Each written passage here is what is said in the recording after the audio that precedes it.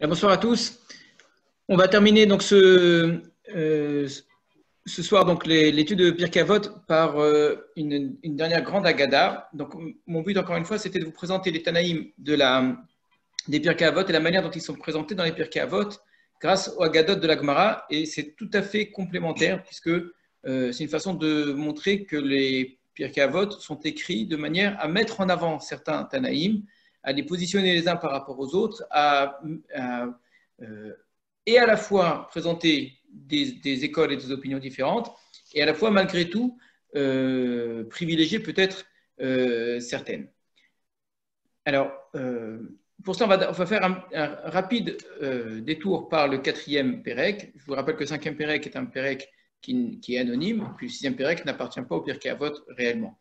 Donc, le quatrième Pérec, on avait montré que le troisième Pérec en partie, on avait juste regardé un tout petit bout du troisième Pérec, tourne autour de Rabbi Akiva. On n'a pas parlé de la plus grande partie, la partie précédente, qui sont beaucoup de maîtres qui précèdent Rabbi Akiva, pas tous, mais la plupart d'entre eux sont des maîtres qui précèdent Rabbi Akiva et qui sont classés plus ou moins par thème.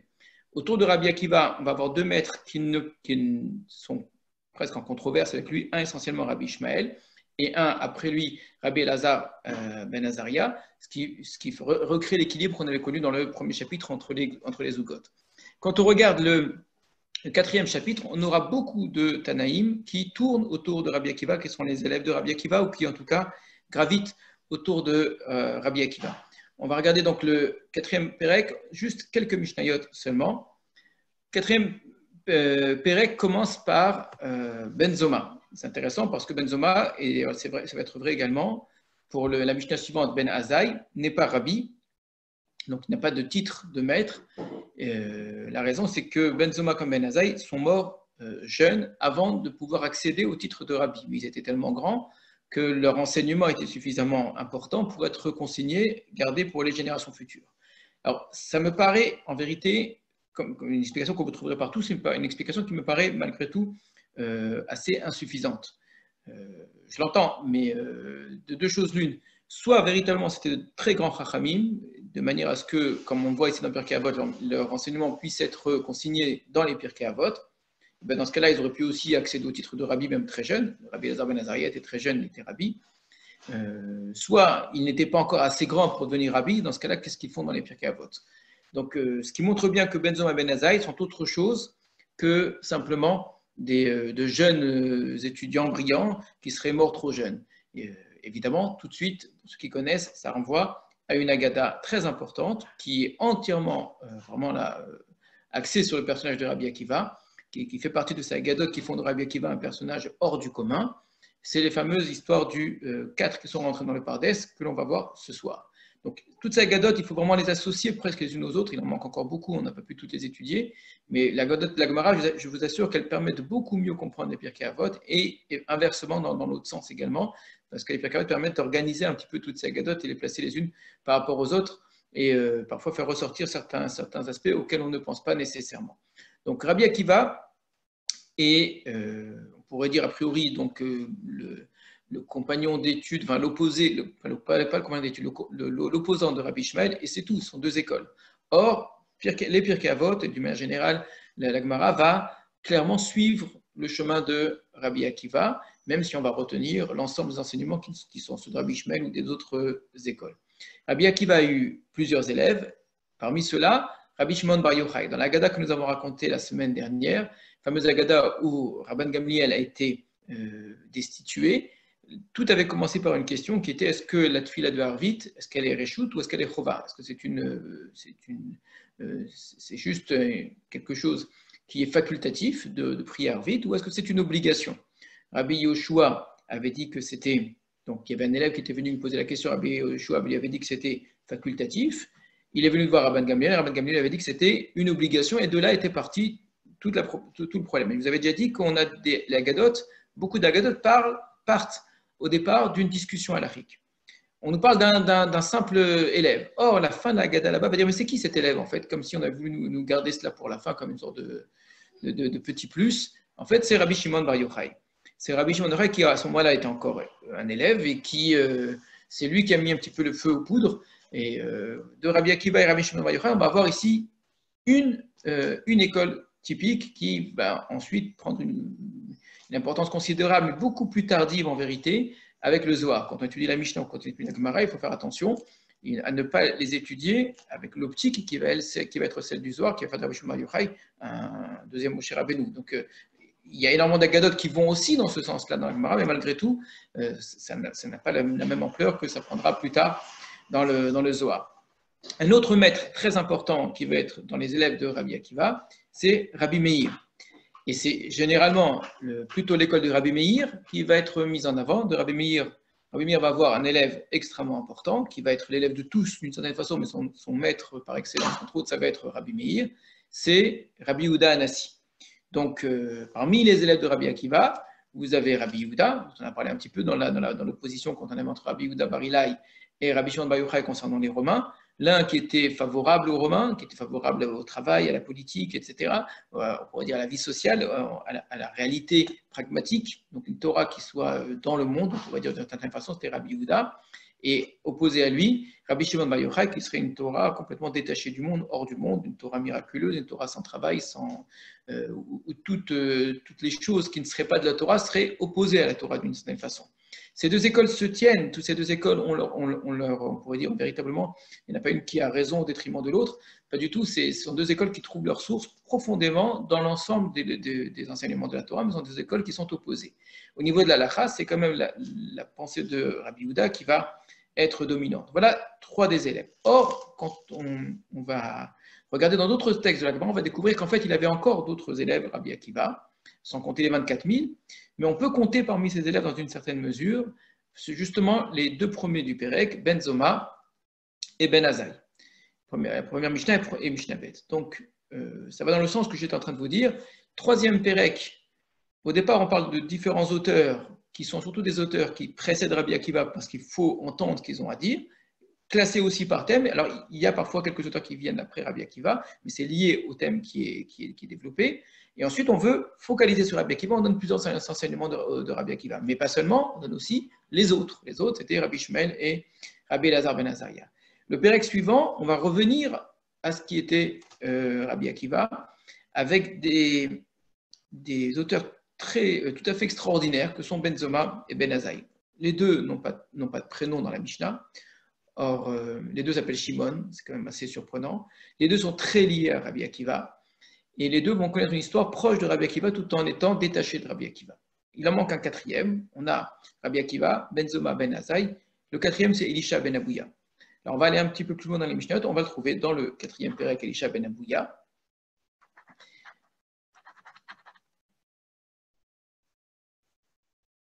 Alors, vous trouvez par exemple Rabbi Meir dans la Mishnah Yud. Alors, ça dépend des découpages des Mishnayot. Hein.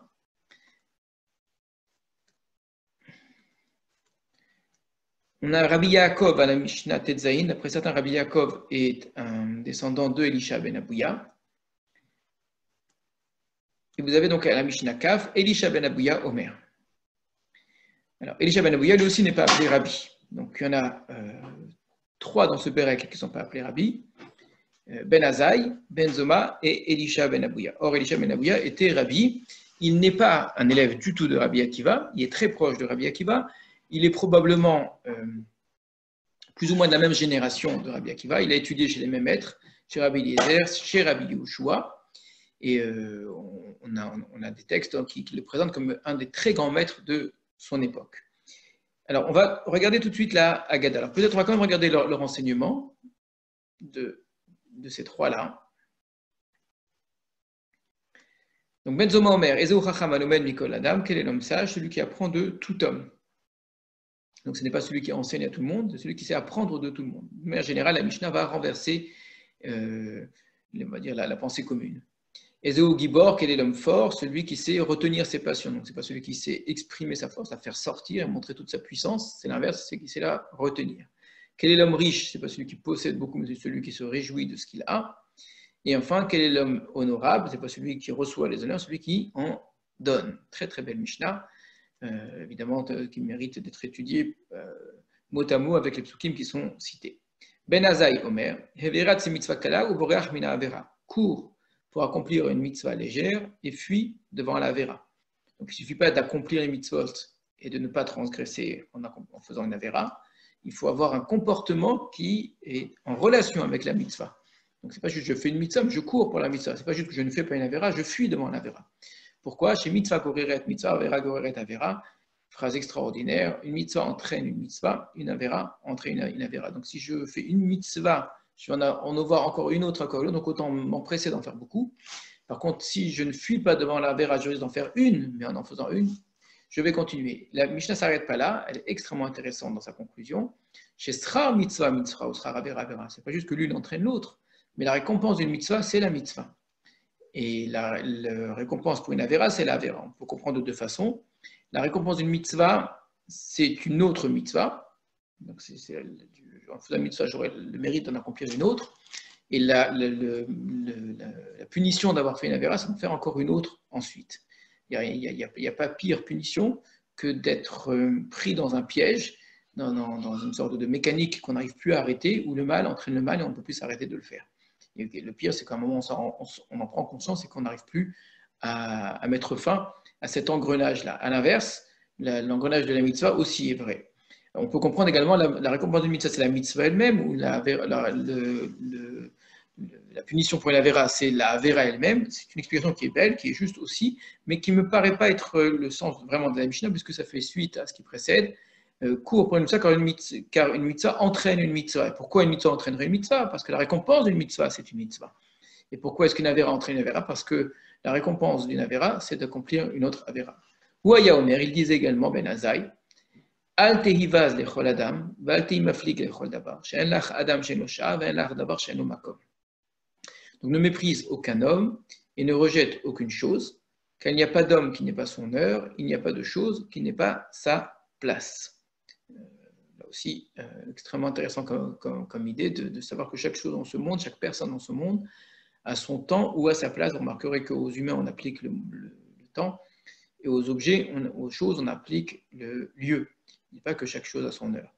Alors, voilà deux enseignements de Ben Azaï. On avait déjà remarqué que c'est rare qu'on ait deux enseignements du même maître, ça arrive, ce qui montre l'importance de ces auteurs-là. Rapidement, nous allons voir Elisha ben Abouya. Elisha ben Abouya Omer, Halomet Torah Yeled, Lema Udome. Quelqu'un qui étudie la Torah jeune, à quoi ressemble-t-il? L'idiot Ketuva Aleyar Hadash a de l'encre écrite sur un parchemin qui est neuf. Et donc, le parchemin retient bien l'encre, et l'encre peut durer même des millénaires. On sait aujourd'hui, quand dans tous les manuscrits qu'on a retrouvés, ça peut tenir très longtemps.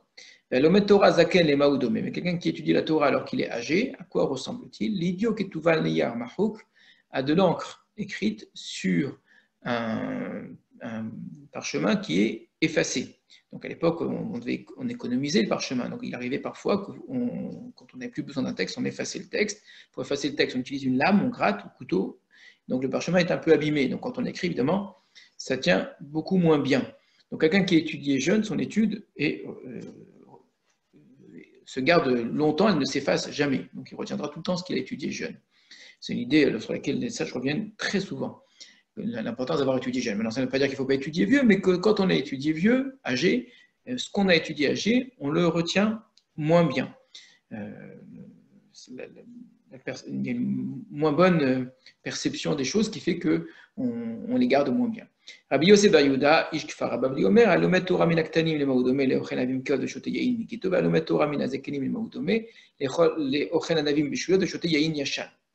Donc cet enseignement-là n'est pas de Elisha, mais il est lié à ce qu'a dit Elisha par rapport à l'enseignement jeune ou vieux.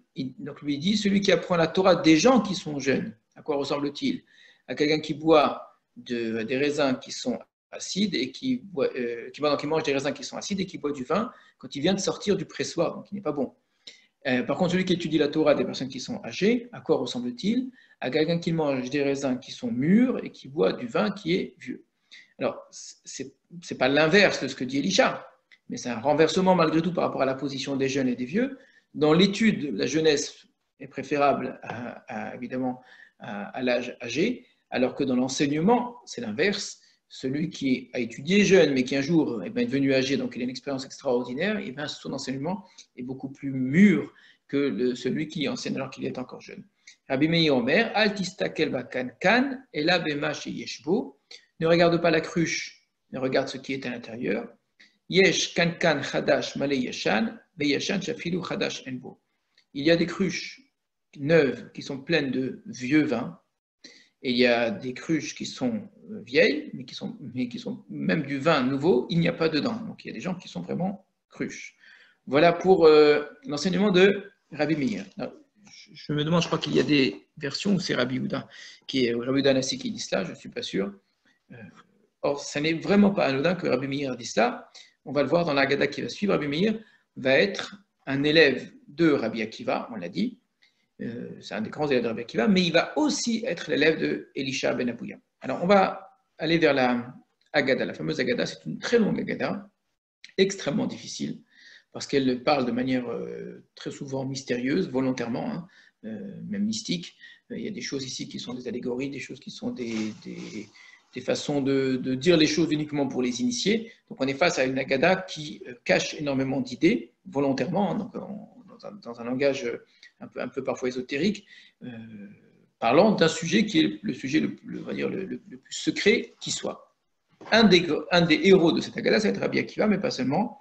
On va voir également donc, le personnage d'Elisha qui va ressortir et le personnage de Rabbi Meir, d'où je vous ai dit cette filiation d'une certaine façon, ce choix qui apparaît ici dans le Pirkei Avot, d'une mise en avant de Rabbi Akiva et ensuite de Rabbi Meir. Alors, celui qui ne connaît pas cette histoire ne peut pas se douter un instant, quand il étudie les Pirkei Avot, les chapitres des pères, que Elisha ben Abouya est un personnage peu fréquentable, qui a été rejeté complètement des Chachamim, etc. J'ai beaucoup insisté sur la place de Rabban Gamliel, qui possède tout le temps le titre de Rabban, qui est resté un grand maître de la Torah, qui appartient complètement aux Chachamim. Son enseignement est toujours resté à l'intérieur des enseignements des Chachamim, mais qui pourtant n'a pas sa place dans les Pirkei Avot, ce qui est extrêmement surprenant et obligatoirement fait exprès. C'est encore plus surprenant quand on oppose le Rabban Gamliel ici à Elisha ben Abouya. Elisha ben Abouya, comme on va le voir, a eu une histoire qui l'a fait sortir complètement du monde des sages, au point qu'on l'a appelé Acher, l'autre, celui qui est complètement autre, qui est extérieur à l'enseignement des sages. Quelqu'un qui a quitté le monde des sages. Rien dans les Pirkei Avot ne sous-entend de cela. Il a sa place parmi les autres. Il n'a pas le titre de rabbi, mais comme on l'a montré, d'autres n'ont pas le titre de rabbi. Or, comme par hasard, ces trois qui n'ont pas le titre de rabbi font partie de la même histoire, d'où un lien de plus, je vous ai dit, entre les Haggadot de la Gemara et les Pirkei Avot, qui n'est certainement pas un lien dû au hasard. Alors la Haggadah, la voici. J'ai essayé cette fois-ci de faire les photos. C'est pas très clair, excusez-moi, c'est pas très très propre. Voilà, pour la première en tout cas, ça va. On va y arriver. Ceux qui ont la Gemara, c'est Masechet Chagiga. À partir du Daf Ted Vav Amud Aleph. Donc, dans la traduction des Haggadot du Talmud de Babylone, c'est ordre Moed, Chagiga, 15a. Vous le trouvez à la page 586. Alors, je vais vous partager l'écran. Au début, c'est assez lisible. Après, excusez-moi, vous verrez que c'est beaucoup moins. On va essayer de faire ce qu'on peut. Alors, évidemment, ma prétention n'est certainement pas d'expliquer ces Haggadot, mais de présenter les personnages en rapport avec ce qu'on a vu dans les Pirkei Avot. Donc, nos Chachamim ont enseigné 4 hommes pénétrèrent dans le Pardès. Ici, ils ont traduit le verger céleste. C'est une traduction intéressante. Pourquoi verger? Parce que le mot Pardès, à l'origine, est un terme qui vient du perse, qui vient de l'akkadien, etc., et qui est effectivement la traduction du verger, c'est-à-dire un endroit où il y a des arbres fruitiers essentiellement, et qui est un endroit également qui est fermé. Donc il y a les deux idées, c'est à la fois l'arbre fruitier donc, duquel on peut manger, et à la fois quelque chose qui est fermé. Souvent le Pardès, c'était quelque chose qui était planté pour les rois ou bien pour les gens riches, pour avoir un endroit, une sorte d'endroit de plaisir. Le Pardès renvoie à cette idée-là, quelque chose qui est fermé, donc on peut accéder que si on a la clé d'une certaine façon, pas tout le monde peut y entrer, mais une fois qu'on est entré dedans, on goûte à des choses qui sont merveilleuses. Donc, on utilise ici ce langage-là par allégorie pour parler du Pardès, ici, ils appellent ça le verger céleste, pour parler des secrets de la Torah. Alors, il y a évidemment un lien à faire avec le Gan Eden, qui est un endroit où il y avait des arbres fruitiers, dont on devait manger des fruits, donc c'est quelque chose ici qui est évident. Avec le terme paradis, qui vient du mot pardes, paradis qui est le terme français aujourd'hui pour parler du Gan Eden. Vous voyez le lien, le mot Gan, c'est un jardin, hein. Donc ça renvoie à cela. On connaît tous cet anagramme pardes, pshat, remesh, remez, drash et sod. Pshat, le sens premier, le sens simple. Remez, l'allusion. Drash, le sens où on va faire ressortir du texte des idées par des drashot, par des interprétations que les Chachamim nous ont transmises, et sod, le secret de la Torah.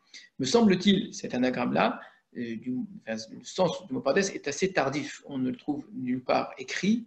Évidemment, puisqu'on parle d'un enseignement qui est plutôt caché, rien ne dit que cet enseignement ne date pas déjà de l'époque de la Mishnah et que ça faisait partie du sens, mais écrit tel quel, c'est assez tardif, ça date plutôt du Moyen-Âge. Mais encore une fois, c'est peut-être le sens premier du mot pardes, les 4 niveaux d'interprétation pour aller jusqu'au secret de la Torah. Qui sont ces 4 hommes qui ont pénétré dans le pardes? Ben Azai, Ben Zoma, Acher et Rabbi Akiva. Ben Azai et Ben Zoma, on les a vus dans le début du chapitre. Acher, c'est Elisha ben Abouya qui va porter le surnom de Acher. On n'ose même plus l'appeler Elisha ben Abouya, alors que les Pirkei Avot ne sont pas gênés du tout d'appeler Elisha ben Abouya. Et Rabbi Akiva. Le Rabbi Akiva est en dernier, or, tout de suite, on nous dit que Rabbi Akiva, c'est lui qui avertit les autres. Rabbi Akiva les avertit en ces termes: lorsque vous parviendrez devant les pierres lisses, n'allez pas vous écrier de l'eau, à cause du passage, à cause du verset qui va dire: celui qui dit des mensonges ne subsistera pas en ma présence. Et que beaucoup n'acceptent pas les gens qui sont mensongers. Or, dire au sujet des pierres lisses que c'est de l'eau, c'est un mensonge. Évidemment, nous, on lit ça, on ne comprend strictement rien. D'ailleurs, c'est pas étonnant, parce que nous, on n'est pas arrivé à ces pierres lisses, on ne voit pas de quoi il parle. Ce qui semble dire, de manière presque brute, comme ça, sans réfléchir, que ce pardes, on va rester dans l'allégorie, c'est une sorte de très beau jardin, il y a un palais dedans. Le palais est constitué de pierres, et des pierres tellement lisses. Vous savez que pour faire des pierres lisses, c'est extrêmement difficile. Aujourd'hui, on a des outils peut-être qui nous permettent de le faire, mais à l'époque, pour que la pierre soit lisse, ça demandait un travail considérable. Donc imaginez tout un palais de pierres lisses, c'était très difficile.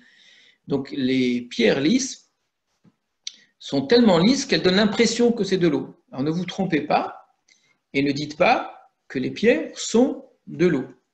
On trouve ailleurs, dans un autre endroit, que le Beth Amikdash, il y avait des pierres qui étaient positionnées de telle sorte qu'on avait l'impression que c'était des vagues.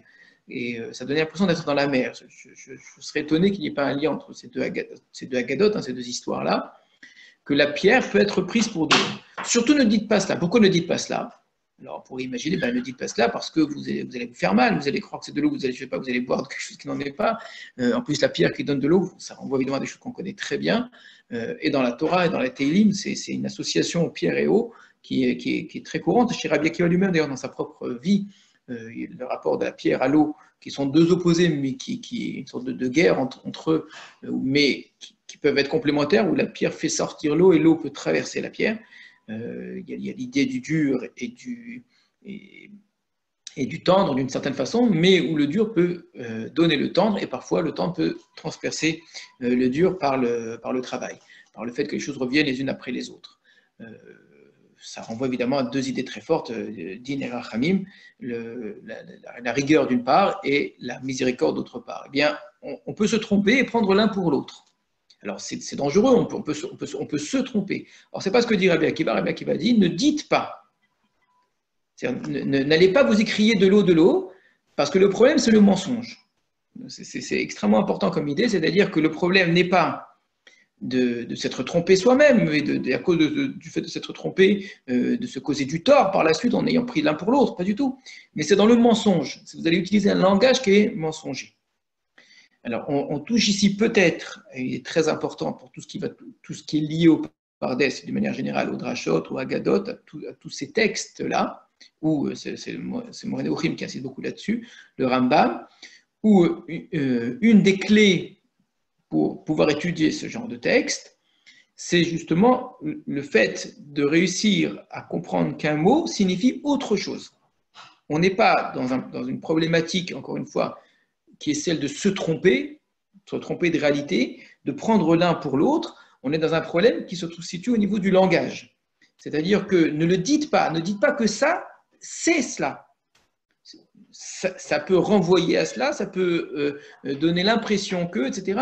Mais l'un n'est pas l'autre. Et vous verrez que, presque comme le fait Rabbi Akiva ici, avant d'entrer dans le Pardes, avant d'entrer dans le Moreh Nevuchim, de manière très, très insistante, vraiment répétitive, le Rambam va sans cesse nous dire, faites très attention à ne pas prendre une idée pour une autre du fait qu'on ait le même mot. C'est-à-dire que c'est un problème qui se trouve au niveau du langage, de la manière dont on parle. Et que là se situerait le mensonge. Et Dieu ne peut pas accepter le mensonge. C'est une clé pour pouvoir entrer au Pardes. Or, comme on va voir que le seul qui est entré et qui est sorti, c'est Rabbi Akiva, on est tenté de penser qu'il est le seul à l'avoir finalement utilisé, que les autres se sont trompés. Et ils ne l'ont pas fait. Alors, ce qu'on va voir dans la suite de l'histoire, ça semble complètement détaché. Ça me paraît très étonnant et qu'il faudrait comprendre la suite en fonction de ce que Rabbi Akiva a donné comme moyen d'entrée et de sortie du Pardes. Ben Azaï. Alors, qui est Ben Azaï? On n'en a pas parlé. Il est très très proche de Rabbi Akiva puisqu'il a failli, enfin non, il a failli, il a été son gendre, c'était le gendre d'une nuit. C'est-à-dire quoi le gendre d'une nuit? Il s'est marié avec la fille de Rabbi Akiva, il a divorcé le lendemain. Non pas parce qu'il ne l'aimait pas ou parce qu'elle ne l'aimait pas du tout, mais il n'avait aucune possibilité de partager une vie avec une femme. C'était un homme qui n'avait qu'une seule et unique passion, c'était l'étude de la Torah. On ne peut pas vivre avec une femme à ses côtés lorsqu'on a comme seule passion, seul amour, au sens presque physique du terme, la Torah. Cette façon de vivre, qui est une façon tout à fait extrême, hein, qui ne correspond pas du tout à la manière dont on normalement dont le judaïsme conçoit et la vie de couple et la vie tout court, hein, où le mariage est une obligation, le fait d'avoir une obligation, c'est quelque chose de tout à fait exceptionnel, unique, hein, la façon de se comporter de Ben Azaï, fait de lui déjà un personnage à part, jeune, très jeune, qui a une sorte d'amour passionné, mais reconnu, légitime. On ne considère pas que c'est faux, c'est un amour qui est vrai, tellement vrai qu'on ne peut rien y faire. Il est incapable d'aimer autre chose que la Torah. Eh bien, on n'est peut-être pas étonné non plus de voir comment est-ce qu'il va terminer dans un rapport à la Torah qui est absolu. Il a regardé et il est mort. Donc, il a regardé le Pardes et il en est mort. À lui, il peut s'appliquer le passage « Elle a du prix aux yeux de l'Éternel la mort de ceux qui l'aiment ». Donc, c'est dans les Teilim, Akadosh Baruch Hu aime ceux qui aiment Akadosh Baruch Hu lorsqu'ils meurent. Ça, c'est Yakar Ben Hashem, que ce qui est cher aux yeux de Dieu, au sens, c'est difficile d'une certaine façon, à Mavta la Chassidav, la mort de ceux qui sont ses chassidim, ceux qui aiment Akadosh Baruch Hu. Donc, c'est une façon de dire, il est presque mort par amour de Dieu. Et c'est ce regard passionnel de Dieu qui l'a empêché de continuer à exister. Je vous ai dit, une autre façon de dire les choses, c'est de dire il est incapable de vivre avec une femme à ses côtés. Il ne vit que dans le monde de la Torah. Est-ce que quelqu'un qui ne peut vivre que dans le monde de la Torah est capable de vivre tout court sur terre? Benzoma regarda et devint fou. À lui peut s'appliquer le passage, si tu trouves du miel, n'en mange pendant que ce qui te suffit. Sinon, tu en serais gavé et tu le vomirais. C'est en faire trop. Trop, de manière à ce qu'on ne puisse plus supporter soi-même. Dépasser ce qu'on est capable de faire. Qu'est-ce que signifie la folie? C'est extrêmement intéressant. Comment est-ce que la Mishnah, la Gemara conçoit la folie, hein? C'est quoi être fou? Il y a ceux qui s'accorderaient tous sur ce qu'est la folie. En vérité, une société à l'autre, c'est pas aussi simple. Et des gens qui pour nous seraient complètement fous, on les prend pour des très grands sages, si ce n'est même peut-être des génies dans d'autres sociétés, hein. Et inversement, les gens aujourd'hui qu'on prend peut-être pour les grands génies qu'on interroge au jour le jour dans les émissions de télévision pour leur demander leur avis, dans d'autres sociétés, je peux vous assurer qu'on les prendrait vraiment pour des fous au sens propre. Donc, ce n'est pas aussi simple la définition de ce qui s'appelle la folie. La folie dont on parle ici, c'est quelqu'un qui est dépassé, il est dépassé par ce qu'il a lui-même pris, ce qu'il a lui-même appris. Donc, il possède trop que ce qu'il est capable de maîtriser. Et donc, il y a une sorte de débordement qu'il ne maîtrise plus. Ça me permet, pour ceux qui suivent le cours sur Sefer Shmuel, donc le cours qui aura lieu demain soir, de comprendre aussi la folie de Shaoul, qui consiste à être plus que soi-même. Être plus que soi-même, c'est-à-dire avoir en soi plus que ce qu'on est capable d'assumer et d'être, de vivre. On grandit petit à petit, à fur et à mesure que l'on grandit, on apprend de plus en plus de choses, on est confronté à de plus en plus d'expériences, on a de plus en plus de positions à avoir, d'attitudes à avoir, à tenir, etc. Il faut être capable de maîtriser cela. Et être adulte, c'est être capable de maîtriser de plus en plus de situations, c'est pas juste être responsable, mais être capable en toute situation, eh bien, à gérer un petit peu notre comportement, notre façon d'être, etc. Il y a des gens qui sont dépassés par ce qu'ils ont emmagasiné, qui n'arrivent plus à gérer cela. C'est une forme d'aliénation. À un moment, une partie d'eux-mêmes n'est pas eux-mêmes. Donc, c'est pour Benzoma, c'est quelqu'un qui prend trop de miel à un point qu'il en vomit. C'est-à-dire qu'il y a un débordement, il y a un dépassement. Son corps n'est pas capable. Appliqué maintenant ici à l'étude de la Torah, à ce regard, il a vu quelque chose qu'il ne pouvait pas digérer. Il n'avait pas les connaissances, les dispositions, les préparations suffisantes pour comprendre ce qu'il a vu. Et donc, ça le dépassait. Donc, il possède quelque chose en lui qu'il n'arrive plus à maîtriser. Mais c'est déjà en lui maintenant, donc il ne peut plus faire autrement. Donc, il y a une forme de folie. Pour Ben Azaï, c'est le fait de regarder et en regardant de mourir immédiatement, par amour. C'est-à-dire que ce que je vois, je me perds dans ce que je vois. Donc, ce n'est pas que ça me dépasse, c'est moi qui vis dans une sorte d'idéal duquel je ne peux plus jamais sortir. Et donc, la seule façon, c'est de disparaître dans cet idéal-là. Et après, regardez l'image qui est utilisée, arracha des plantes. Kotsets banetiim, c'est une expression qui est très étonnante. Il arrive dans ce fameux jardin. L'un, en voyant ce jardin, il est pris par cela, il en meurt. La réalité physique dans laquelle il vit n'est pas compatible avec cet idéal merveilleux. Et donc, la seule solution, c'est de mourir. L'autre, il se gave, il en mange, etc., mais il n'est pas capable de gérer. Et le troisième, il arrive, et puis il se met à tout déchirer, à tout casser, à tout abîmer dedans. Incroyable. C'est-à-dire qu'il a une réaction de révolte, une réaction d'opposition. C'est une certaine forme de maîtrise. À la différence des deux premiers, celui-là, au contraire, non seulement qu'il maîtrise, il croit même maîtriser ce qu'il a vu au point de pouvoir déchirer et d'abîmer. Seul Rabbi Akiva a sorti en paix, comme il était entré.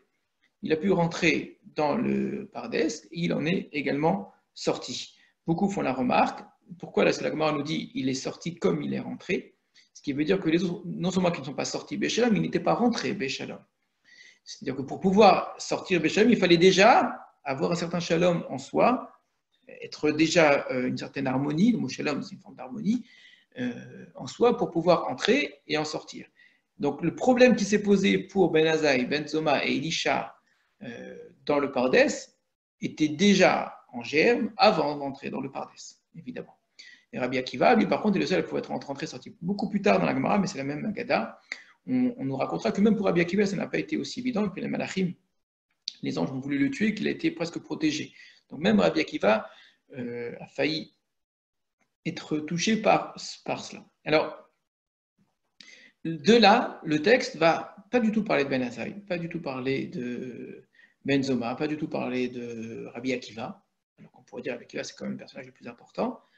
Le sujet important, presque le héros de l'histoire, c'est ce fameux Acher, très très étonnant. On va avoir beaucoup d'histoires sur Acher, et à travers lui, on va arriver à un autre personnage qui est Rabbi Meir. Alors, arracher les plantes, encore dans l'explication première ici, c'est détruire ce qui est normalement censé apporter quelque chose de bon. Ce sont des arbres fruitiers, chaque fruit ici représente une idée, une pensée, une connaissance, une vérité, et donc accéder au Pardes, c'est pouvoir goûter de toutes ces vérités-là. Arriver à arracher les plantes, ça veut dire être capable d'y entrer et de détruire ces vérités, d'être complètement en opposition complète avec ces vérités-là. Donc on va dire qu'il a tout renié d'une certaine façon. Alors, c'est-à-dire quoi tout renier? C'est assez complexe parce que nous, on lit évidemment ce genre d'Agadot avec 2000 ans d'histoire après, et on n'a pas le choix d'une certaine façon, et on plaque sur des agadotes qui ont 2000 ans des idées et des images que l'on possède aujourd'hui. Ça veut dire quoi aujourd'hui? Quelqu'un qui ne croit pas en Dieu, etc. On imagine ce que ça peut signifier et on pose cela sur l'époque. C'est évidemment une erreur grave parce que ce n'est pas du tout comparable. On vit dans un monde aujourd'hui où, excusez-moi l'expression, mais la norme, c'est de ne pas croire en Dieu de façon religieuse. Je ne dis pas de ne pas croire en Dieu, chacun a des croyances, etc. Mais l'habitude religieuse de croire dans une révélation ou de croire dans n'importe quelle institution religieuse ou même païenne, etc., ce qui était la norme pendant des siècles, ça n'est plus du tout le cas aujourd'hui. La norme est inverse. Les gens, le monde en manière générale, la vérité, la science, etc., est dans un monde qui est celui d'une non-croyance à toute croyance institutionnelle. C'est ça la norme normale, et que tout ce qui est de l'ordre de la croyance est de l'ordre minoritaire et quelque chose qui se rattache à un passé. Donc, c'est très différent d'une époque où la norme, c'est au contraire de croire obligatoirement. Le risque était dans qui et combien tu vas croire, d'accord, entre 1, 2, 3, 4, 5 dieux et comment tu vas le servir, etc. etc. Donc, dire que Acher est sorti du monde de la croyance habituelle de la Torah, ça ne veut pas dire qu'il ressemble à ce que nous connaissons aujourd'hui. Qu'est-ce que ça signifie? Certains font de bien philosophes, certains font de toutes sortes de choses. Hein, c'est faire attention aux récupérations plus tardives de ce texte-là. De fait, c'est clair qu'il a quitté le monde de la Torah, et de dire qu'il ne croit pas en Dieu, ça paraît presque une aberration. Ça ne signifie rien, puisqu'on va voir qu'il y a presque une sorte de discussion entre lui et Dieu à un moment, au moins intérieur en lui, et qui n'est pas qu'un effet littéraire à mon avis, parce qu'on pourrait très bien dire c'est une façon d'écrire les choses, etc. Pourquoi pas, mais à mon avis c'est beaucoup plus que cela. C'est dans sa relation à Dieu qu'il décide d'abandonner la Torah. C'est sa façon à lui de réagir par rapport à sa connaissance de Dieu. C'est un petit peu l'idée que c'est en entrant au Pardès. Il ne dit pas que le Pardès c'était une grossière erreur, c'est une grande blague, on nous a fait croire qu'on fait des choses qui n'existent pas, c'est pas ça du tout. Il est entré au Pardès, il a accédé à certaines choses, c'est ça qui l'amène à une forme de rejet. Donc on est très loin de l'idée qu'on peut se faire ensuite de l'apostat. Vraiment, c'est quelque chose de très très différent. Ce qui ressort du texte, c'est un homme qui refuse absolument d'accomplir les mitzvot. L'idée de mitzvah est quelque chose qu'il rejette. C'est en ce sens-là que l'opposition à la Torah, l'opposition au judaïsme, c'est essentiellement cette idée-là. Ça ne se situe pas au niveau de la croyance et de la connaissance essentiellement, ça se situe essentiellement au niveau des mitzvot. On a fait du judaïsme une religion, et en faisant du judaïsme une religion, un ensemble de croyances et de dogmes, et à force de déviations les unes après les autres, on a fait entrer et la croyance et le dogme dans la religion juive, entre guillemets, et on a fini par faire du judaïsme essentiellement un dogme et une croyance, ce que ça n'était pas du tout au départ. Donc essentiellement, le judaïsme, ça a toujours été, c'est encore un ensemble de commandements liés, évidemment, à un divin qui les impose. Donc c'est une relation à quelque chose qui nous dépasse, mais dont le rapport de croyance, de soumission par la simple foi, est quelque chose qui, s'il n'est pas étranger au judaïsme, et c'est l'opinion de certains, ce serait même complètement étranger au judaïsme, en tout cas, ça n'est pas l'essentiel du rapport au judaïsme. L'essentiel, c'est une soumission dans les actes, dans les mitzvot. Le problème de Acher, c'est cela. Le problème de Acher, c'est les mitzvot. Une des explications qui va être donnée, par exemple, par Rabbi Yehuda Halevi, je ne considère pas que c'est comme ça qu'on doit lire obligatoirement la Gemara, c'est juste pour vous donner un exemple de cela. Une des explications est la suivante, c'est que Acher a considéré les mitzvot comme un moyen, et beaucoup de gens les considèrent d'ailleurs comme un moyen, pour arriver à quelque chose. C'est quoi ce quelque chose? Pour devenir meilleur, pour faire de sa société une bonne société, pour arriver au Olam Haba, et pourquoi pas, et dans toute la pensée mystique, dans toute la pensée même, il y a toute une école de la pensée philosophique allégorique qui vont considérer les mitzvot comme des moyens de connaissance. C'est que les mitzvot vont m'apprendre à accéder à certains secrets d'une certaine façon.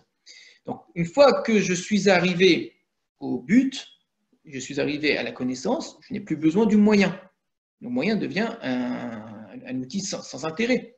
Donc, pour construire une maison, j'ai besoin de clous, j'ai besoin de pinces, j'ai besoin de marteaux, etc., etc. Une fois que j'ai construit ma maison, je n'ai plus besoin de ces objets qui n'ont été que des moyens.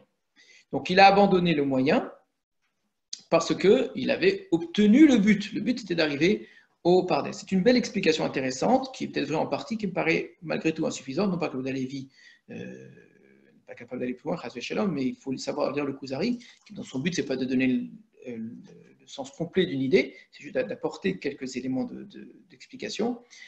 Parce que, pourquoi ce n'est pas suffisant? Parce qu'on est loin de l'idée d'arracher les plantes. Arracher les plantes, c'est quelque chose de plus fort qu'une volonté de détruire pour que personne d'autre en plus, après, puisse y arriver. Malgré tout, cette idée est extrêmement intéressante. Une fois, j'ai eu une discussion, il n'y a pas très longtemps, il y avait une réunion à l'université entre différents représentants religieux, et chacun était venu présenter un petit peu ses positions. Il y avait un bouddhiste extrêmement intéressant, une idée vraiment très, très intéressante. Et l'idée qu'il y avait, donc, ce que chacun devait essayer de développer, c'est la question des dogmes en partie, des écoles, etc., dans le judaïsme ou dans les différentes religions. Et le concernant, donc il a dit qu'il n'existe pas un bouddhisme, il existe énormément de bouddhisme, ça n'a aucun sens, chacun sa façon d'être, etc. Et puis justement, à partir de cette idée, il a donné une image qui m'a beaucoup marqué, qu'une des écoles du bouddhisme dit la chose suivante, que le grand maître à l'origine du bouddhisme aurait dit que tout l'enseignement qu'il a donné pour permettre à ses disciples d'arriver aux connaissances ultimes sont comparables, dans tous ces enseignements sont comparables à une barque qui permet de traverser un fleuve. Donc ceux qui sont de l'autre côté du fleuve, ils ne savent pas comment y arriver. Lui a su traverser ce fleuve. Donc il offre cette barque pour permettre de traverser le fleuve. Donc c'est un cadeau merveilleux. Sans lui, on serait là perdu, et lui, il permet de traverser ce fleuve-là. Mais une fois qu'on a traversé le fleuve, il faut jeter la barque, on n'en a plus besoin. C'est extrêmement intéressant comme idée, et je considère même qu'elle est probablement vraie concernant le bouddhisme d'ailleurs. J'adhère complètement. Et le problème, c'est qu'on observe le judaïsme souvent de la même façon, comme un ensemble de moyens pour arriver à un but qui serait autre que le judaïsme lui-même, que les mitzvot elles-mêmes. On fait toujours les mitzvot pour quelque chose. Alors évidemment, on n'est pas, on va dire, on n'est pas au point de dire faire les mitzvot pour que Dieu me donne de l'argent, etc. On a dépassé ce stade-là d'une certaine façon. Quoique, souvent on ne s'en rend même pas compte qu'on est resté même à ce stade-là. Mais on est toujours dans l'idée de à quoi va me servir la mitzvah? Quelle est l'utilité d'une mitzvah, d'accord? Cette idée-là, c'est une idée effectivement qui est comme une démonstration qui permettrait d'arriver à une connaissance mathématique. Une fois que j'arrive à la connaissance mathématique, la démonstration en tant que telle n'est peut-être pas intéressante. Or, justement, dans les sciences, comme les vérités mathématiques, parfois la démonstration est utile et elle sera tout le temps utile. Et elle fait partie de la connaissance elle-même. Mais même sans cela, le judaïsme, la mitzvah, est pour la mitzvah elle-même. On l'a vu tout à l'heure, regardez, c'est dans les Mishnayot que nous avons étudié justement. Srar, mitzvah, mitzvah. Quand on met en relation cet enseignement de Ben Zoma face à Elisha Acher, c'est extrêmement intéressant. Il n'y a rien à attendre d'une mitzvah que la mitzvah elle-même. Rajoutez à cela d'autres agadotes qui vont expliquer pourquoi Elisha est devenu abandonné, parce qu'il a vu devant ses propres yeux un enfant qui respectait son père pour aller renvoyer une maman oiseau et récupérer les petits. Donc il a accompli 2 mitzvot de la Torah. Or, ces 2 mitzvot de la Torah qu'il a accomplis sont les 2 seuls mitzvot pour lesquels il y a écrit que Akadosh Baruch Hu va allonger la vie de ceux qui accomplissent ces mitzvot-là. Donc il fait 2 mitzvot qui allongent la vie. Il monte sur l'échelle pour renvoyer la maman, et il tombe et il meurt. Et il est choqué. Il ne comprend pas. Comment c'est possible que voilà, Hachem a dit que ça allonge la vie et lui, il en est mort. Encore une fois, on est dans une vision utilitariste des mitzvot. Donc vous voyez très bien que cette idée que les mitzvot servent à quelque chose semble effectivement liée à Acher, qui est dans un moyen de connaissance. Une autre gada que l'on peut mettre en relation, on dira que Acher, avant même qu'il ait tout abandonné, on avait vu tomber de ses poches des livres de philosophie. C'est-à-dire qu'il avait déjà des idées un petit peu mécréantes comme cela, qu'il avait déjà... Qu'est-ce que ça veut dire? Évidemment, ce n'est pas aussi simpliste que cela, mais que étudier la philosophie en même temps qu'on étudie chez Rabbi Akiva, c'est une façon de dire que ce qui m'intéresse chez Rabbi Akiva, c'est la même chose que ce qui m'intéresse dans la philosophie. C'est un moyen pour arriver à une connaissance. C'est du même type. Maintenant, Rabbi Akiva est un très grand philosophe. Avec Rabbi Akiva, je peux arriver à de très grandes choses, donc c'est très intéressant. Oui, mais ça, c'est déjà une erreur. Donc l'erreur, ce n'est pas d'avoir simplement des livres de philosophie dans la poche. L'erreur, c'est de croire que la Torah a comme but d'arriver au même genre, aux mêmes objectifs que la philosophie pourrait nous amener. Or, on ne parle pas de la même chose du tout, ça n'a strictement rien à voir, ça n'est pas le même univers. Alors, on va avancer un petit peu dans la Haggadah. Acher, devenu apostat, demanda à Rabbi Meir. Vous voyez, tout de suite, après avoir eu ces 4 auteurs, on passe uniquement à Acher et à Rabbi Meir. Comme on avait vu Rabbi Akiva, Rabbi Shimon Bar Yochai, par exemple, ou Rabbi Eliezer, Rabbi Akiva. Donc, il y a des liens très forts qui se font entre une génération et l'autre. Maintenant, Acher n'est plus Rabbi, mais Rabbi Meir l'est encore, d'accord? Alors, que dit Acher à Rabbi Meir? C'est lui qui l'interroge comme un rabbin interrogerait un élève hein, et qui aimerait l'entendre. Que signifie Dieu a fait l'un comme l'autre? C'est dans Kohelet, c'est-à-dire que tout ce qu'Akadosh Baruch Hu a fait, il a fait que chaque chose corresponde à autre chose qui se ressemble. D'accord? Zéléoumadze, c'est-à-dire une sorte de correspondance qui existe dans le monde. Rabbi Meir va répondre, pour chaque chose qu'il a créée, pour chaque chose qu'Akadosh Baruch Hu, que Dieu a créée, donc, un instant, je passe à l'image suivante.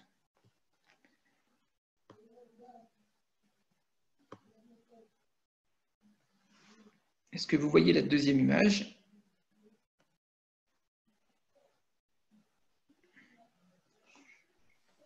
Non. Non. Donc, excusez-moi un instant, je vais la renvoyer.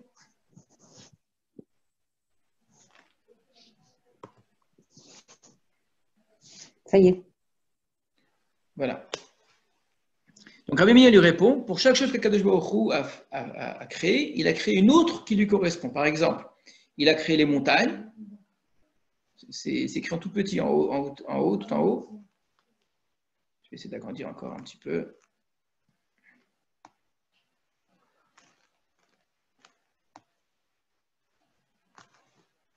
Excusez-moi, c'est pas facile. Il a créé une autre qui correspond. Par exemple, il a créé les montagnes et aussi les collines. Donc, il y a des reliefs et il y a des vallées. Les mers et aussi les fleuves. Il y a des choses qui sont liées les unes aux autres. Il n'y a rien qui est unique d'une certaine façon et que toute chose correspond à quelque chose de complémentaire.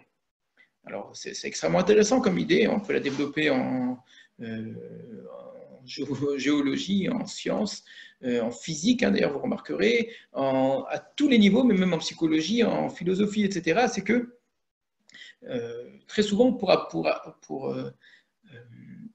appréhender une idée quelconque, hein, même physique, hein, quand on parle de quelque chose de réel, de concret, et bien souvent, il faut montrer deux aspects de la même chose, les deux états d'une matière, de situation, etc.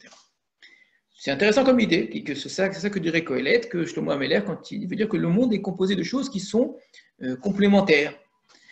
Ton maître Rabbi Akiva n'expliquait pas ce texte de cette façon. Donc, vient Elisha, après avoir entendu Rabbi Meir, qui donne une explication qui s'entend très bien, va lui donner l'enseignement de Rabbi Akiva, qui est le maître de Rabbi Meir. Donc, c'est assez incroyable que Rabbi Meir, qui est l'élève de Rabbi Akiva, ne connaît pas l'enseignement, qu'il faut que ce soit Elisha, qui a vécu à la même époque, hein, c'est la même génération de Rabbi Akiva, qui le lui donne, qui lui disait. Il a créé des justes comme les méchants. Il a créé le Gan Eden comme il a créé le Gehinnom. À chacun sont attribuées 2 parts. L'une au jardin d'Éden, l'autre au Gehinnom. Si un homme a les mérites d'un juste, d'un tzaddik, il reçoit sa part au Gan Eden, ainsi que la part de son prochain. Si c'est un méchant, il reçoit sa part du Gehinnom, ainsi que celle de son prochain. Donc, on retrouve au départ un petit peu l'idée qui ressemble à ce qu'a dit Rabbi Meir dans l'enseignement de Rabbi Akiva, qui montre des choses mais encore plus extrêmes, encore plus opposées, c'est pas juste complémentaire, il y a 2 choses qui sont créées l'une par rapport à l'autre, le Gan Eden et le Gehinnom, très bien, mais étant donné que ces 2 choses sont entièrement complémentaires, ils sont une sorte d'équilibre parfait, il faut obligatoirement que si certains vont dans un endroit, eh bien, ils récupèrent la part de ceux qui vont dans l'autre, d'une certaine façon. Et on arrive à une sorte d'équilibre. Ce que veut dire Rabbi Akiva par cela, honnêtement, c'est très difficile à comprendre, sauf que cet enseignement est directement lié à la situation dans laquelle on se trouve à ce moment-là. Quand Elisha parle à Rabbi Meir, Elisha fait partie, et il le sait très bien, bien évidemment, de ceux que Rabbi Akiva considère qu'ils finiront au Guéinam, alors que Rabbi Meir, probablement, ou Rabbi Akiva, font partie de ceux qui vont aller au Gan Eden. Donc, dans l'enseignement que Rabbi Meir a donné du Passouk, on est dans quelque chose de neutre. Il y a des collines, il y a des vallées, il y a des hauts, il y a des bas, voilà, c'est comme ça la vie, le monde est comme ça. Il va beaucoup plus loin. Il dit cette complémentarité fait que le choix humain va être un choix qui va, pour permettre un équilibre, va attirer vers soi quelque chose qui appartient à l'autre aussi. Et que c'est presque une nécessité. On est dans la première histoire, il va y en avoir plusieurs, entre Elisha et Rabbi Meir.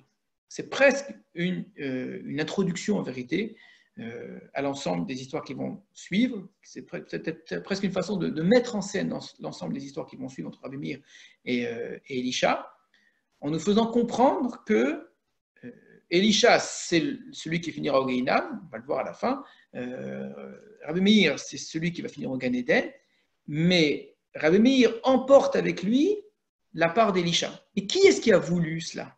Qui est-ce qui a permis cela? D'une certaine façon, c'est Elisha lui-même. Puisque c'est Elisha qui initie, ce n'est pas Rabbi Meir qui va voir Elisha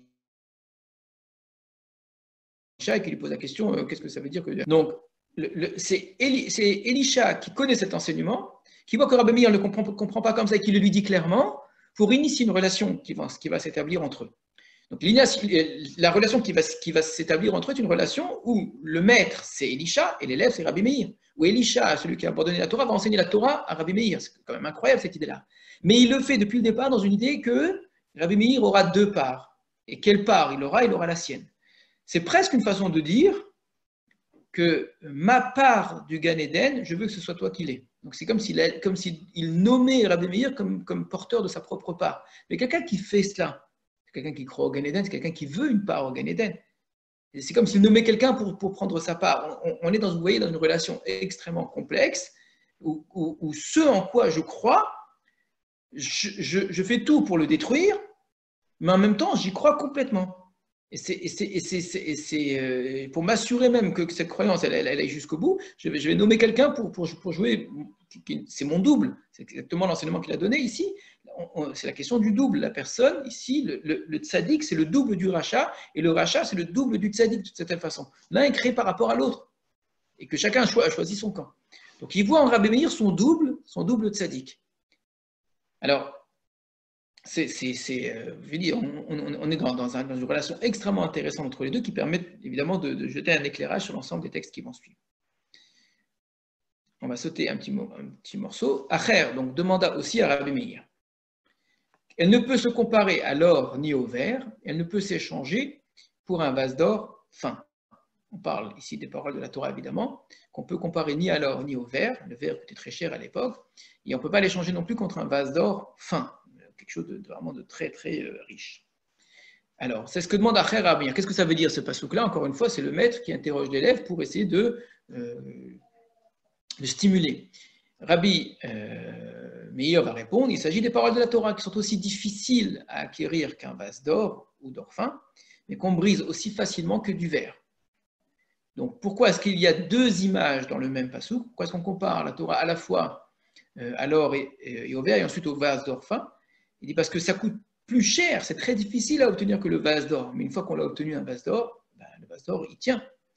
Or, la Torah, elle possède, on va dire, les qualités et les défauts des deux. C'est-à-dire que c'est très difficile à obtenir comme le vase d'or. Une fois qu'on l'a eu, eh ben, on a quelque chose d'extrêmement fragile et qui se casse très vite.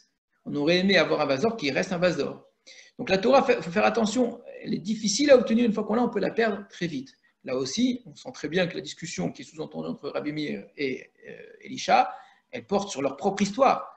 C'est qui cet homme qui a tout fait pour obtenir la Torah? C'est Elisha, mais qui l'a perdu comme ce verre qui s'est brisé.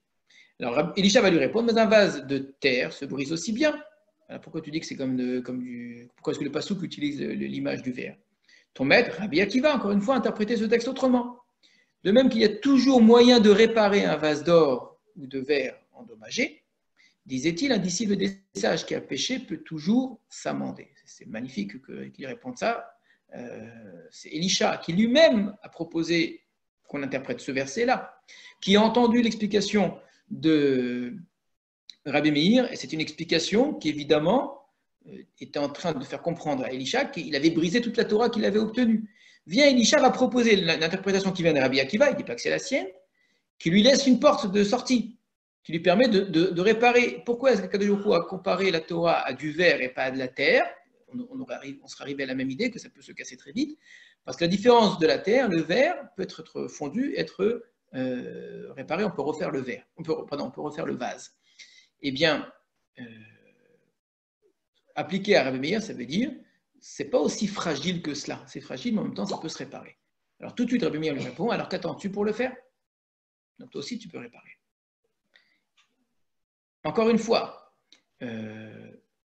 ça n'est pas Rabbi Meir qui, par un moyen un petit peu malin comme ça, profite de l'occasion pour poser la question à Elisha et amener Elisha dans ses filets. C'est exactement le contraire. C'est Elisha qui a proposé ce pasouk. Donc on est comme dans le texte précédent, où c'est Elisha qui va proposer un enseignement dont lui-même sait très bien que Rabbi Akiva donne comme interprétation de cet enseignement-là, qu'il a sa place. Il peut très bien revenir. Et il attend que Rabbi Meir le dise. Alors Rabbi Meir ne le dit pas, comme il n'avait pas dit auparavant.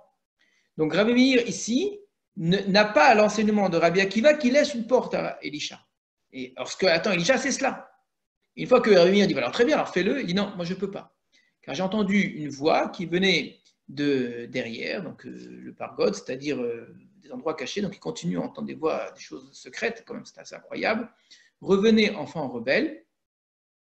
Donc Shuvu banim shobavim, c'est un pasuk dans Yirmiya, sauf Acher. Sauf, donc Akadosh Baruch Hu, il y en a un de qui j'accepte pas la teshuva, c'est Acher. Donc il n'y a rien à faire. Voilà ce que comprend Elisha. Alors dans ce cas-là, pourquoi est-ce qu'il a dit cela?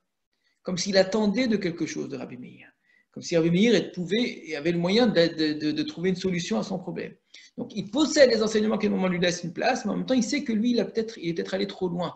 Et dans sa relation à Rabbi Meir, il y a quelque chose qui est en train de se jouer.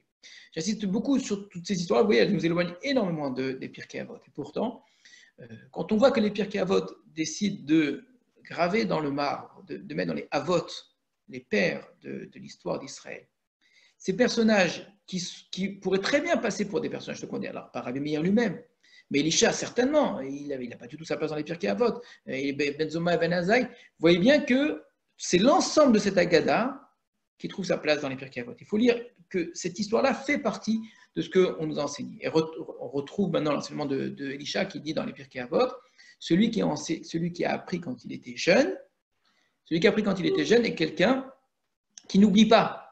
Alors, il peut se briser, ça peut se casser, c'est très difficile, mais c'est quelque chose qui reste en lui. Donc si ça reste en lui, il peut réparer.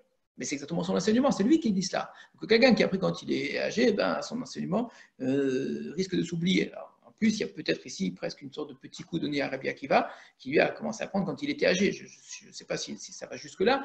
En tout cas, le concernant, c'est certain, il fait partie de ceux qui ont appris quand ils étaient très jeunes et qui possèdent encore toutes leurs connaissances, même s'ils ont abandonné la Torah dans la suite de l'histoire. On voit qu'il continue à enseigner, qu'il sait tout, et Rabbi Meir va chez lui comme son maître, lui qui est l'élève de Rabbi Akiva. Hein.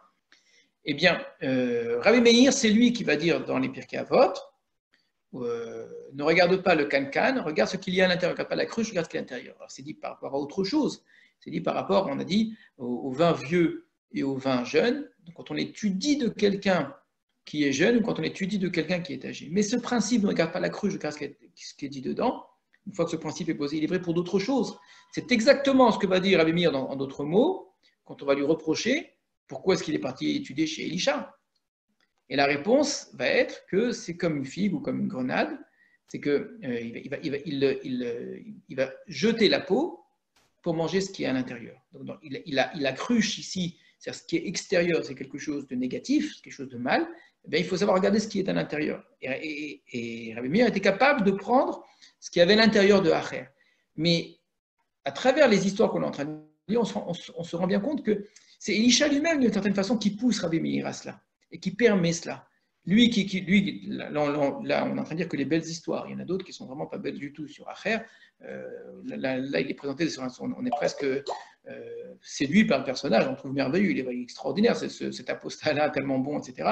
Sachez que ce n'est pas du tout aussi simple que cela. Volontairement, la Gemara commence par ces belles histoires qui montrent la relation très positive qu'il y a avec Rabbi Meir, mais très vite, on va voir que c'est un homme c'est très peu fréquentable, qui va faire des choses extrêmement graves. Et pourtant, Rabbi Meir étudie chez lui parce qu'il sait prendre ce qu'il y a au fond, mais c'est quelque chose que Elisha lui-même a voulu mettre en place. C'est quand même incroyable, encore une fois, comment les Pirkei Avot retiennent cela. Et d'une certaine façon, cet enseignement de Rabbi Meir qui ne va pas du tout être partagé par les maîtres de son époque. On va liser la suite d'Agadot, vous verrez. À un moment, la question va être même, est-ce qu'on va accepter l'enseignement de Rabbi Meir lui-même? Puisqu'on a rejeté Acher, on a voulu rejeter Rabbi Meir, que l'enseignement de Rabbi Meir soit complètement rejeté. Ce n'est pas si évident d'accepter l'enseignement de Rabbi Meir, vu qui est-ce qu'il a fréquenté. Il va falloir vraiment une intervention particulière pour que Rabbi Meir soit retenu. Quand on voit que finalement, et Rabbi Meir et Elisha se trouvent dans les Pirkei Avot, et que ça n'était pas du tout évident, c'est bien la preuve que les Pirkei Avot ont choisi, une fois de plus, comme à chaque fois je vous l'ai montré, ont choisi un camp. Les choses, il n'y a pas tout le monde qui est d'accord sur tout dans la Mishnah, pas du tout. Les Pirkei Avot font des choix. Ils ont fait le choix de Hillel, ils ont fait le choix de Rabbi Akiva, ils font le choix de Rabbi Meir, qui est de donner une place à Elisha et à son enseignement, malgré ce qu'il a pu faire. Alors, je terminerai là-dessus pour ce soir. Ne croyez pas que ce soit non plus des choses à faire. Rares sont les gens comme Rabbi Meir. Si la Mishnah nous dit que c'est exceptionnel et la Gemara nous dit que c'est exceptionnel, c'est bien pour nous dire qu'il faut se méfier de ce genre disons, d'attitude et de croire qu'on est capable de trouver le bien chez les autres, quels qu'ils soient.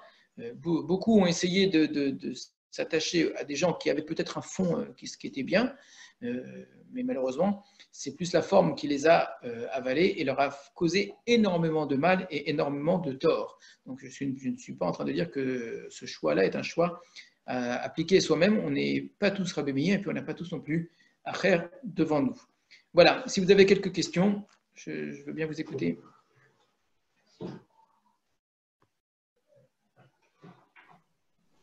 Moi j'aurais une question juste au départ. Bonsoir Ariel. Bonsoir. Le rapport entre la pierre et l'eau de départ, est-ce qu'on ne pourrait pas faire un rapport également entre le Chomer et la Tsura? Alors, pourquoi pas? Ça rentre très bien en tout cas dans les cases. Mais encore une fois, je vais dire, j'avais dit pour d'autres choses, mais je le dis encore ici aussi, c'est qu'on utilise un langage qui n'existe pas du tout à l'époque de la Gemara. Chomer et Tsura existaient dans le monde grec, mais dans le monde juif de cette époque, on ne connaît pas. Alors, ça ne veut pas dire que les Chachamim n'utilisaient pas ces concepts-là. Pourquoi pas? Les Chachamim évoluaient peut-être déjà avec des concepts qui vont avoir un langage, mais c'est beaucoup plus tardif. On est vraiment à l'époque du Moyen-Âge, autour du, je ne sais pas vous dire, à partir du 9e, du 10e siècle, un petit peu avant le Rambam, qu'on a commencé à traduire ces expressions qui sont des expressions grecques, c'est la philosophie grecque, Homer et Tsura, la matière et la forme, pas du tout dans le sens aujourd'hui du mot matière et du mot forme, mais en termes philosophiques. Donc c'est entièrement, ça vient de la pensée grecque. Dire que ce serait cela dans la Gemara, dans ces mots-là, certainement pas. Mais peut-être que déjà à l'époque, on utilisait des idées de ce type-là. Je ne sais pas. Honnêtement, je n'ai aucune idée, je ne veux pas m'aventurer. La seule chose que je voulais remarquer, c'est la manière dont c'était écrit. Donc, ce n'est pas sur le fond. Le fond, vraiment, je ne peux pas vous expliquer du tout. Ce que j'ai voulu vous montrer simplement, c'est que ce que Rabbi Akiva dit, ce n'est pas qu'on se trompe soi-même entre l'un et l'autre, c'est que ce soit au niveau du langage. Voilà. C'est ça que Rabbi Akiva dit. Ne dites pas. Faites attention au langage. Et je vous ai montré que dans le Moré Devurim, qui se veut aussi comme une forme d'avertissement à ceux qui vont rentrer vers le Pardes. Vraiment, le Moré Devurim, on peut vraiment le dire comme ça. Il y a une forme d'entrée dans le Pardes avec tout un avertissement, etc., où le Rambam fait un petit peu comme Rabbi Akiva, en donnant des clés, et en même temps en prévenant, surtout en disant « n'entrez pas si vous n'êtes pas capable d'entrer ». Lui-même va citer cette Agada, va parler de Ben Azaï, va parler de Elisha, en disant surtout si vous n'êtes pas capable, ne le faites pas, ça vous fera plus de mal que de bien, etc. Et bien, lui aussi, le Rambam va beaucoup insister sur la question du langage. Et c'est pour ça que dire Chomer et Tsura pour cela, c'est encore une fois une question de langage. Or, énormément, moi personnellement, c'est le sentiment que j'ai, il y a énormément de choses qui sont dites ou d'explications qui sont données, où parfois on oppose les choses les unes aux autres, au contraire, on essaie de les associer, alors qu'en fait, on est juste dans du verbiage, c'est-à-dire que dans des façons de parler. et qu'on peut très bien se rendre compte que ce qui nous paraît très bizarre et très obscur dans un langage, si vous changez le langage, mais juste les mots, vous remplacez, vous avez quelque chose qui est tout à fait compréhensible. Et qu'une chose peut renvoyer à autre chose par des jeux de mots. Enfin, le Rambam, au début, en donnant toute une liste de synonymes et en disant, si vous n'avez pas compris les textes, c'est parce que vous avez compris le sens 1 ou bien le sens 2, alors qu'en fait, c'est le sens 3 qu'il fallait utiliser, qui est un sens, évidemment, qui est un sens figuré. C'est les sens figurés qu'il faut comprendre à des endroits où nous, on les a pris pour les sens propres. Parfois, c'est évident. Quand on dit les pieds de Dieu seront sur le Harazetim, on n'imagine pas avoir les pieds de Dieu. Donc, on a bien compris que les pieds sont un sens figuré. Alors, si c'est vrai dans ce texte-là, pourquoi est-ce que dans d'autres endroits où vous verrez le mot pied, ce n'est pas non plus un sens figuré? À des endroits où là, par contre, on l'a pris pour un sens propre. Et ainsi de suite, il y a plein d'exemples du même type. Eh bien, on a l'impression que Rabbi Akiva, ce qu'il est en train de dire, c'est ça, c'est la question du langage. Vous pourrez très bien dire dans une explication que de l'eau c'est de la pierre ou la pierre c'est de l'eau, pourquoi pas. Mais attention, si vous dites que c'est la même chose, vous allez vous tromper. Quand vous continuerez dans les Haggadot, vous verrez qu'il y a la question du langage, qui est qui? C'est vraiment cela. Alors, chez Rabbi Akiva, c'est qu'est-ce qui est quoi? Est-ce que l'eau c'est de la pierre ou est-ce que la pierre c'est de l'eau? Le problème de Ben Azaï, et je dis, si on nous a mis ça en introduction, ça veut dire que le problème des Chachamim qui n'ont pas réussi à sortir Béchalom, c'est qu'ils n'ont pas respecté la règle de Rabbi Akiva. On n'a pas tellement vu en quoi Ben Azaï, Ben Zoma, etc. La Gemara plus tard va s'intéresser particulièrement à Elisha et va dire qu'il a vu, alors des choses incompréhensibles, Matatron qui était Yoshev. Et il a dit comment est-ce possible qu'un ange céleste soit Yoshev quand on est assis, être assis ça veut dire normalement être fatigué, etc. C'est des choses qui sont tout à fait inimaginables, d'accord? Or, si on a compris que c'est une question de langage, ça veut dire quoi être Yoshev? Et est-ce que Matatron c'est Dieu ou Dieu c'est Matatron? Est-ce que Matatron c'est une histoire très très bizarre, d'accord? Où la vraie question de Elisha, la Gemara va vraiment le montrer, c'est qu'il a vu des choses, mais son problème, ça a été un problème d'association. Il a considéré que A égale B. Or, si A égale B, je ne peux pas accepter que B, il ait tel truc. Or, le problème, c'est que oui, mais tu as fait une association qui était fausse au départ. Donc, dans les mots de Rabbi Akiva, c'est la même chose. La pierre, c'est de la pierre, l'eau, c'est de l'eau. Parfois, tu auras l'impression que l'un, c'est l'autre. Mais attention, ne dis pas que l'un, c'est l'autre, sinon tu vas faire une grave erreur. Et pour Rabbi Akiva lui-même, on aura quelque chose qui ressemble beaucoup, où, si vous voulez, on va voir pour Rabbi Akiva seulement, c'est la fin de la Haggadah. Comme par hasard, on a oublié Rabbi Akiva, c'est ce personnage principal, on le retrouvera tout à la fin de la Haggadah. Si j'arrive rapidement à vous le retrouver, on va terminer là-dessus.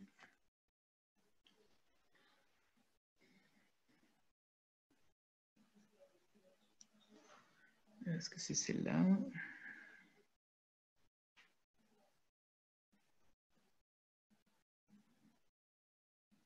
Non, c'est pas ça. Non.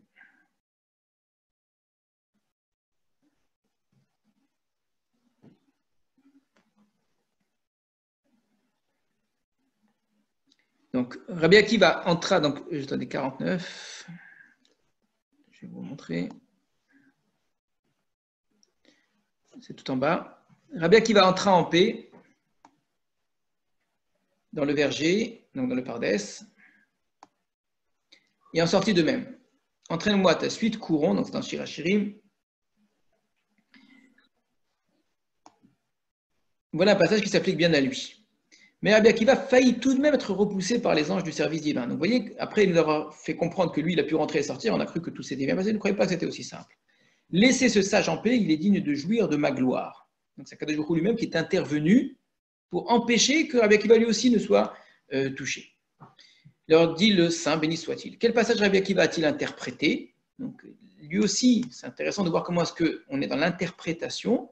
Accéder au Pardès, là c'est dit clairement, cette situation on ne joue plus du tout, hein. Accéder au Pardès, c'est être capable d'interpréter un texte. Et il y a un texte qu'il a interprété et qui lui a donné accès au Pardès. Alors Rabba Bar Chana nous enseigne, le texte qu'il a interprété, c'est le suivant. Alors, je crois que je ne vous l'ai pas mis. Donc, cite au nom de Rabbi Yochanan, il est venu du milieu des saintes myriades. C'est à la fin de Dvarim. Ata merivevot kodesh. D'accord? C'est dans la Shira de Moshe Rabbeinu. On parle de Dieu, on dit que Hachem, Ata merivevot kodesh.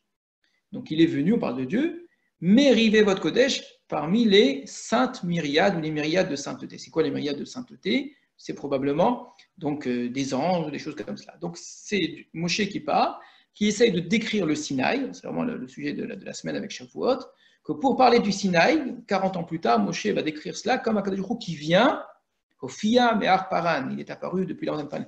Donc, Ata Merivé votre Kodesh, il est venu avec des myriades de sainteté. Le mot Ata, qui veut dire venir, est très étonnant dans le langage de la Torah. Dans le langage araméen, oui, alors la Torah ne parle pas l'araméen, vous le savez, normalement, sauf exception. Pour dire venir en hébreu, on dit lavo, on ne dit pas le verbe ata. En araméen, oui.